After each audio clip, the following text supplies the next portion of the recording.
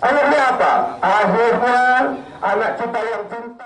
Puluhan massa aksi dari Forum Pemerhati Pendidikan Sriwijaya atau FPPS Sumsel melakukan aksi di depan kantor gubernur.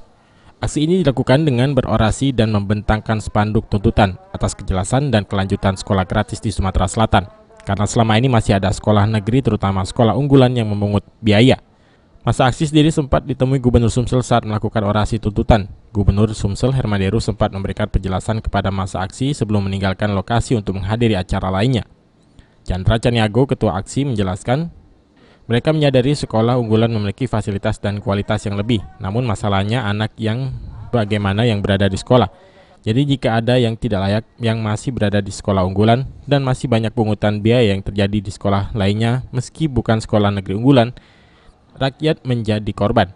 Kalau tuntutan kita jelas, hari ini anggaran pendidikan Sumatera Selatan ada di angka 10% dan kita mau ini 20% minimal sesuai dengan amanah undang-undang. Ini dulu yang jelas. Kenapa? Inilah yang akan menyelesaikan aneka ragam persoalan tadi. Inilah yang akan menyelesaikan persoalan pungli, persoalan sumbangan, persoalan infrastruktur dan yang lainnya gitu loh. Nah, jadi tidak akan pernah selesai persoalan kalau ini tidak selesai. Ya. Nah, ini yang harus dipahami oleh Pak Gub gitu loh. Jadi jangan lantas masyarakat lagi-lagi dikorbankan. Ini yang jadi masalah dua gitu ya kan. Dia persoalan anggaran tidak selesai, kemudian mengamputasi hak-hak orang cerdas untuk sekolah di sekolah unggulan. Ini masalah besar saya pikir. Jadi Mardiansyah, PAL TV.